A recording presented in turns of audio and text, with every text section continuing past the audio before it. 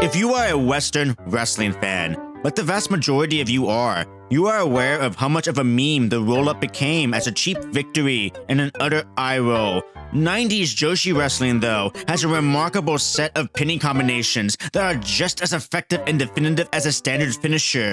And this leads to Stardom, where many of the roster have a unique pinning combination they can land out of nowhere in addition to their regular moves, and some whose finishers are just a pinning combination to begin with. So today, let's explore 10 fantastic Joshi flash pins, but I wanted to make this interesting beyond being a top 10 YouTuber thingy, because, I'm America, so I brought in help from a fellow content creator, friend of the channel, host of Red Belt Radio, String6Splash. I have been on his live stream many times and enjoy using that space to put aside the Meerkat.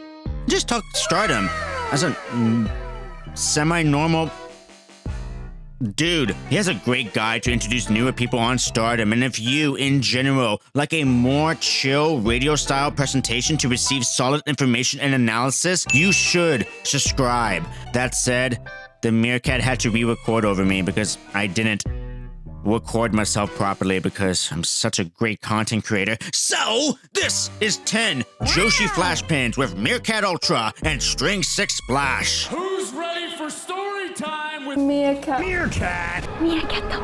Gato. Animal rights groups in Taiwan issued a statement urging the government to ban keeping meerkats as pets.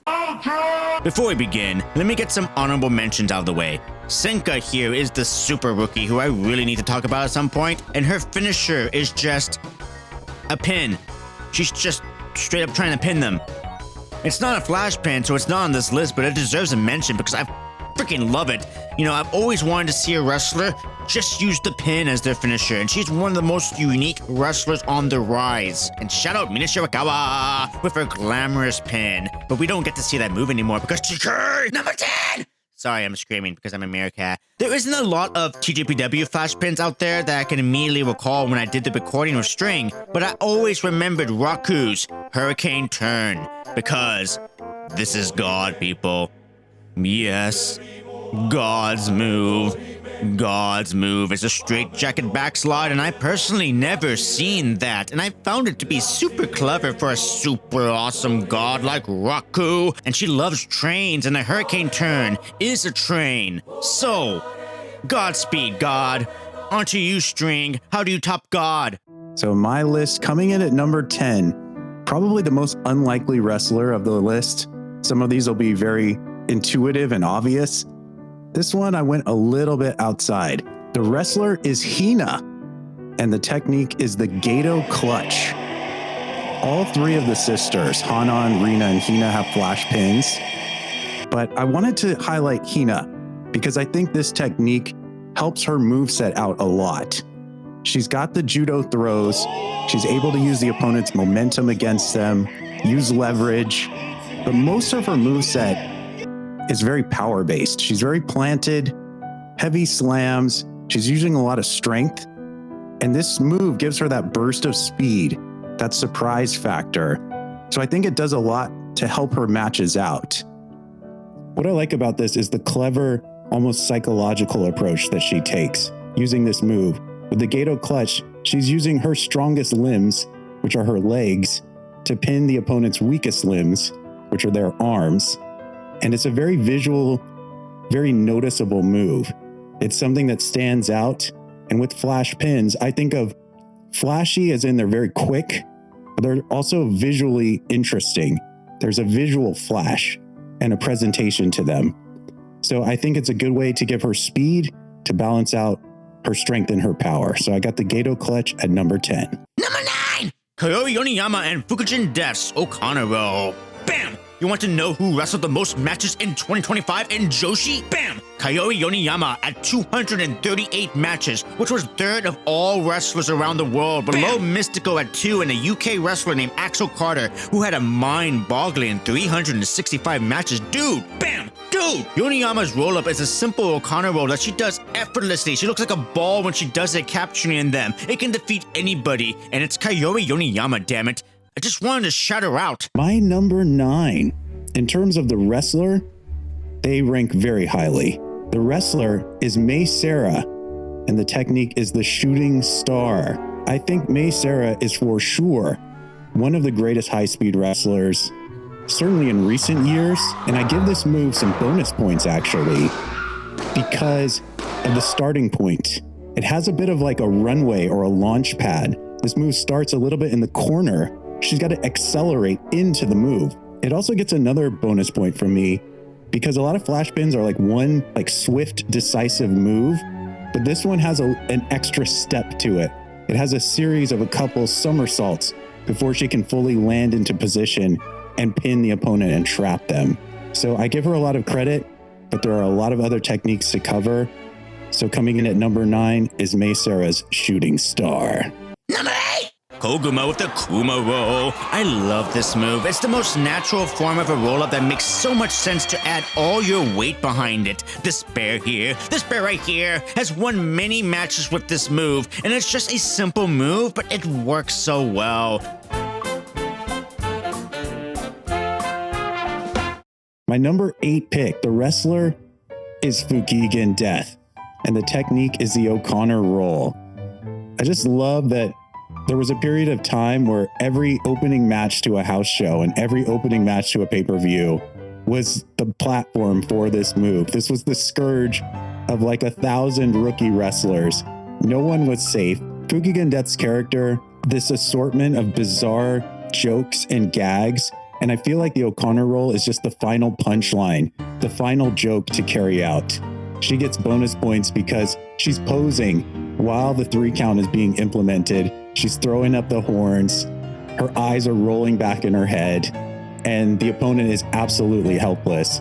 And even after the match is over, after the bell rings, the thing I really like is that Fukigen Death is pretty much nonplussed. She's so nonchalant about the fact that she just won. When you see anyone else in Stardom win, they're hyped, they're super excited, there's this elation, but Fukigen Death doesn't care whatsoever. So that's number 8, the O'Connor roll.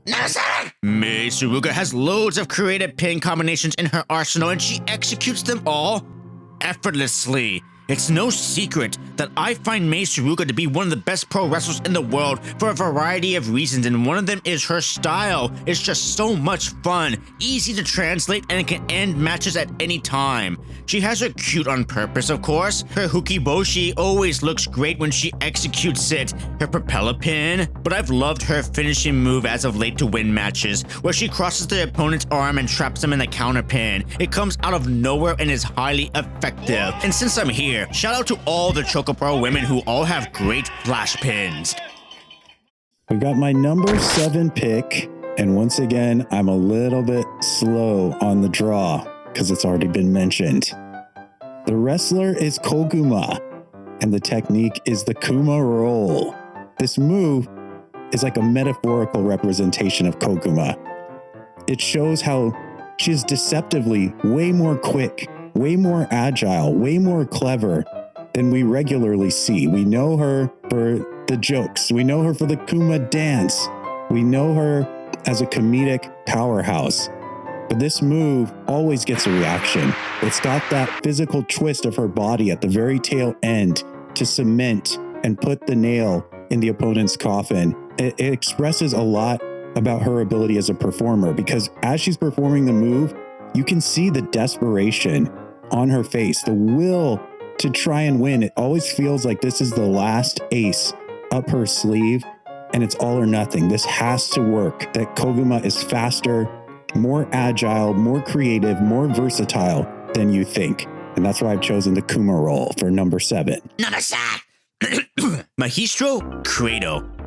I'm cheating. It's my video and this is post-production Meerkat, so I'm choosing a singular move and presenting it 3 times. We have the Mahestro Krado, which wasn't even invented by Joshi, it's Lucha, but the women here utilize the move super effectively in a way that elevates that move. It's like Pikachu using the thunder attack on a water Pokemon. First, we have Hazuki, who treats this move as her desperate flash pin in the purest sense, and renamed it this name. We also have Queen Emi Sakura, who executes it effortlessly as an actual finisher, to the point that us Chocomints know that when she locks in her Mahestro Krado, The match is over. Only the queen. So for my number 6 choice, the wrestler is Natsupoi, and the technique is called fairy magic. And what I think is so incredible about this move is that it fits in wonderfully with Natsupoi's entire theme as a character. She is the high-speed fairy, so she's very whimsical, very fanciful. She will dazzle and distract the opponents. She's tricksy. She's very magical. And this move, along with a number of other moves, is almost poetic in how it blends in with the portrayal of her character. The dizzying effect that it has as she is rolling in circles around the ring with her opponent. So the way I look at it is the opponent is almost stunned or disoriented. They don't know which way is up. Maybe there's a little bit of vertigo setting in. So there's more of a logic to how this pin works because they are just distracted long enough by the dazzling circular motion, that 3 count that hits before they even know it. So I think that allows this move to be more effective, but it's very logical in how it fits in with her style. So I think it's a very smart flash pin for Natsupoi to utilize. Sorry, I'll stop. I chose Azumi Sushi, which is really low on this list, but I like the other 4 better. This move is self-explanatory as to why it's great. First off, the name is perfect. It immediately stood out when I first watched Azumi years ago. Second, it's her actual finisher. Third, she can speedrun matches like the Zumi speedrunner she is and ended with this move to cap off a gold split. It's amazing and it fits her perfectly, often hitting a destroyer or even serving a second helping of Azumi Sushi with another rotation. It's the perfect pinning combo. I just like the other 4 more and it's my list. But coming in at number 5 on my list, the wrestler is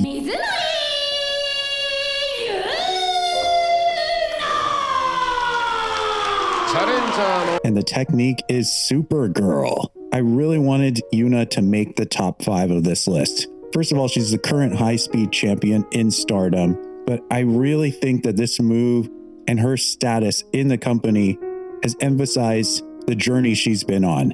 She transformed her body. She made herself faster. She increased her speed. She sharpened her skills during the chase after Mei Seira. Over a year in length, beginning in 2024, ending at the tail end of 2025, and ending with this move. I think this move, the Supergirl, for me, as far as I can remember, is the strongest emotional response I've had to seeing a flash pin get executed. In her 3rd attempt against Mei Seira, Yuna Mizumori was able to lock this in and become high-speed champion.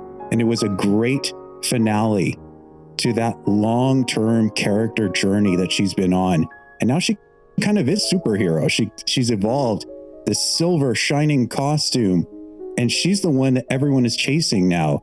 The tables have turned. The story has taken this incredible turn that I think only someone like Yuna Mizumori could execute well. So we got Yuna Mizumori, one of the most amazing flash pin moments for me, using the Supergirl. Number 4. I really love Miyu Amasaki's Amano Hashi Date. Did I say that right? Let's just go with that. Yeah, I really love Amasaki's pinning combo. It's so unique and creative and it involves bridging, which again, I love. But also kind of comical in how she uses the opponent's momentum to bundle them up into a ball. Like, it's really funny. I'm also rooting for Miyu Amasaki to win more. Let's go, Big Kev.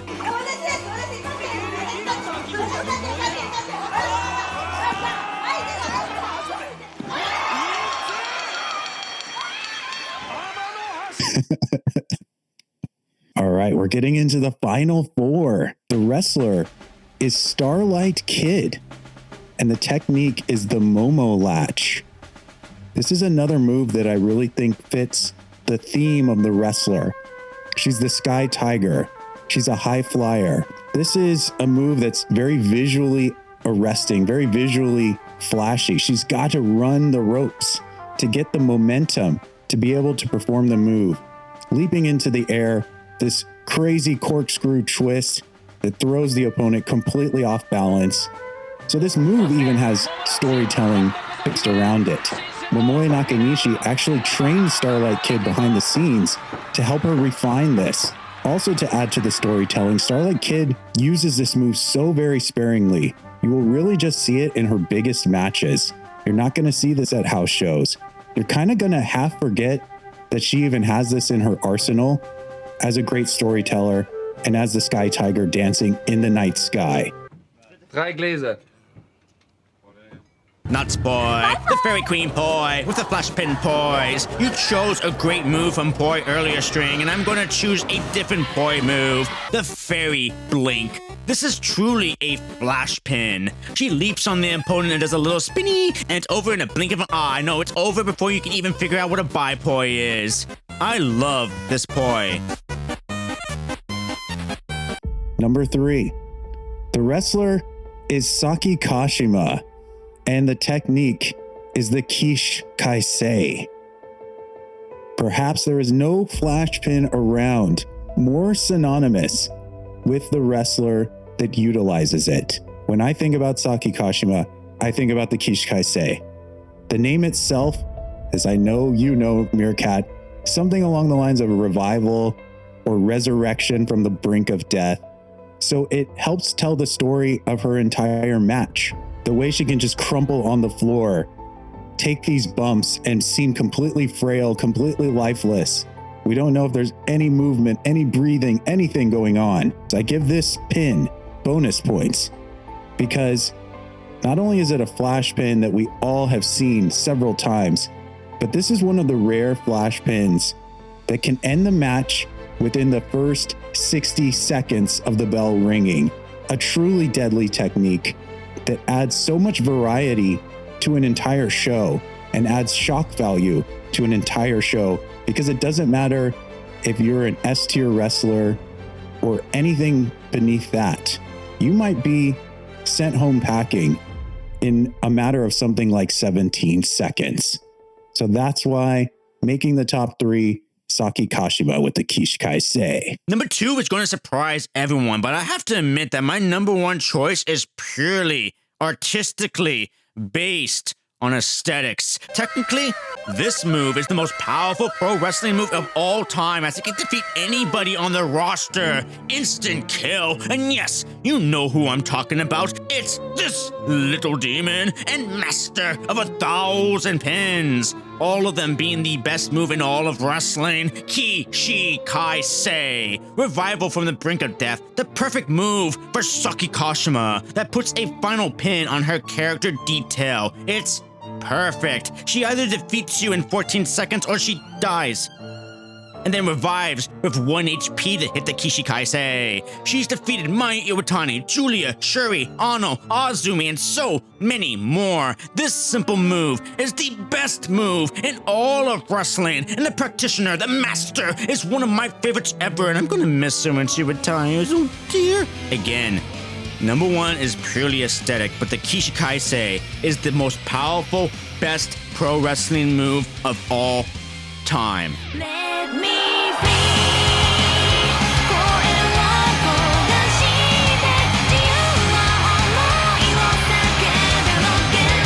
We're down to the top 2, and we know there can be only one, but that doesn't mean that this next move is not a magnificent display of creative genius. The wrestler is Azumi, and the technique is the Azumi sushi. And I believe this move does get a little bit of those extra points because this move also can end a match in the first 60 seconds. It is blisteringly fast. And as you said, the naming convention is so cool. And the way she mixes this into the crafting of her matches. If she's fighting someone like Starlight Kid, she might try variations of this that we haven't seen. She might be trying to trick Starlight Kid and to see how they counter each other, and how Azumi does, as you have already said, tie in other techniques, a Canadian destroyer into the Azumi sushi, the double roll-up Azumi sushi. These things also have like a crescendo to them where the crowds will get excited and then Azumi will do something brilliant to mix it up and they'll get even more excited. Also a move that disorients the opponent by rolling them around a couple of times, adds to that psychological disruption. but this is a move that enabled the greatest high-speed title reign in the history of Stardom, the 12 defense Azumi reign, and other just gigantic wins, such as Azumi's ability to get the New Japan Women's Strong Belt off of Mercedes Moné. So gotta give some respect to one of the ultimate high-speed wrestlers of all time. Number 2, the Azumi Sushi.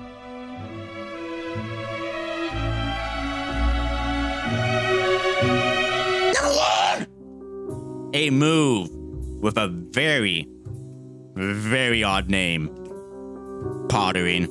The pottering from Sori Ano. The ever glorious, radiant, stoic, ice-cold queen of mystery and beauty, has the most beautiful, gorgeous, perfect move in wrestling, in my opinion. It's the pottering. I love bridges in pro wrestling, people. I just love the perfection of body movement and control and the beauty of the artistic design of it. And yes, Ano is an immaculate woman who does a perfect pro wrestling bridge. So when she lands the pottering, it's so visually stunning that I just always slow it down with the near music. Play the Shadow Lord, let it go, and let it play as the art form that this move truly is.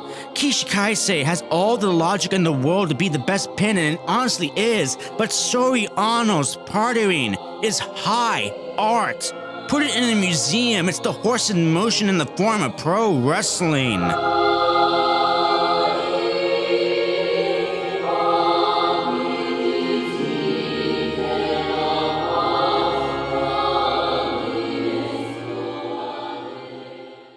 Well, you've kept things very simple. I'll ask you now to allow me to complicate and overcomplicate something that is otherwise a very simple choice. Coming in at number 1 in my top 10 flash pins list, I'm a bit of a conformist because the wrestler is Saori Ano and the technique is the pottering. This move is in some ways identical to Saori Ano. She is so cool under pressure. She is so full of finesse and grace, and she is so effortless in her presentation, in her mental strength. This move fits with the character portrayal that is Saori Ano. She doesn't let things get too intense for her. She's able to execute with this precision, with this agility. This move gets a crowd reaction like many flash pins do, but going along with that, which is extremely rare, is that sense of awe and that sense of such disbelief at how impressive the technique itself is. Has to be an extremely difficult technique to pull off. And this is something that really emphasizes what I like about these flash pins. There is a bit of a strategic component to flash pins that is a definitive statement that simply says checkmate. It simply says, you are dead to rights. And this move does that almost better than anything I can think of because it specifically individually pins each individual limb of her opponents and they have nowhere to go. And she is there in a picturesque sort of stance, almost looking like a spider that has its prey in their clutches and has them completely locked down. And so you have the aesthetic component that you've mentioned. You've had how it flows and folds into her character portrayal so well. You have the technical difficulty of the technique. You have the crowd reaction. And yes, this move has secured Saori Ano several very big victories during her white belt title reign, with many belts on the line over time on some of the biggest stages we've seen. And that's why I, like you, have to give credit and have to award the number 1 flash pin to Saori Ano with the pottering. String6Splash explaining things ever so eloquently. We have the same mindset in a lot of our pro wrestling viewing. I'm obviously far more absurd and silly and stupid and dumb and stupid, but do check out String6Splash on his channel. Thank you for joining me, dude. I really do appreciate having me on your streams and joining me on this experiment here. Now shout yourself out. Absolutely. Meerkat, this has been so much fun. It was so fun to make this list, and I got a real kick out of hearing your choices, hearing your logic. We're not so different, you and I. A lot of the same picks, just in slightly different orders. Very funny to see we ended up at the same place. All right, so everyone, thanks for listening to this. I am String6Splash. You can find me here on YouTube. I cover Stardom left and right, up, down, front, back, and center. If you're new to Stardom or just checking in on Stardom after a hiatus, I've got a lot of resources that can help you get caught up to speed.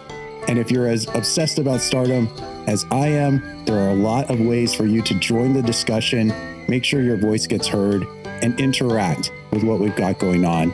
Meerkat, you and I have done a lot of covering of Stardom on my channel, so I think people will get a kick out of that as well.